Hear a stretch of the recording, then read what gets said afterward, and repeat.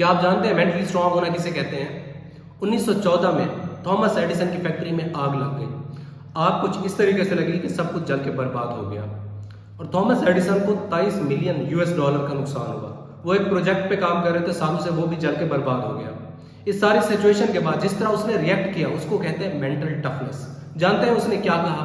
उसने कहा कि थैंक गॉड, सारी गलतियां जल के राख हो गई, अब मैं एक फ्रेश तरीके से शुरुआत करूंगा। कोई भी मेंटली स्ट्रांग इंसान किसी भी मुश्किल सिचुएशन से निकल सकता है, पर हकीकत यह है कि शुरू से कोई भी मेंटली स्ट्रांग नहीं होता।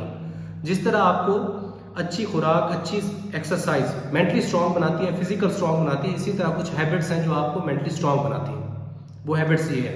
पहली हैबिट है एम्ब्रेसिंग द चेंज।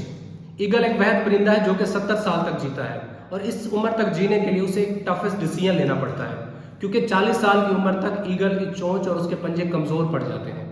यहाँ पे ईगल के पास दो ऑप्शन होते हैं, या तो वो एक पेनफुल चेंज के प्रोसेस से गुजरे जो कि 150 दिन का होता है, जिसमें ईगल को एक पहाड़ के ऊपर जाकर अपनी चोंच पत्थर के ऊपर तब तक मारनी होती है जब तक उसकी चोंच गिर नहीं जाती, और फिर वो एक नई चोंच के उगने का इंतजार करता है। जब उसकी नई चोंच उग आती है फिर वो उस नई चोंच से अपने पंजे भी उखाड़ देता है, फिर नए पंजे उगने का इंतजार करता है। इस तरह 150 दिन के अंदर उसके नए पंजे और नई चोंच आती है।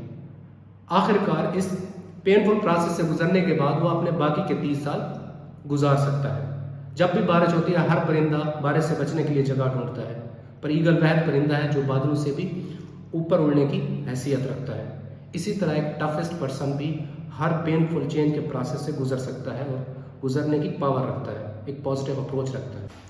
दूसरी हैबिट है एस्टेब्लिशिंग बाउंड्रीज। याद करें आपके साथ ऐसा कब हुआ हो कि जब आपने कोई काम किया हो, उसकी वजह से आपका पूरा प्लान खराब हो गया हो और आपको रिग्रेट हुआ हो कि काश मैं अगर ना कर देता तो इससे मेरा प्लान अच्छे से हो पाता।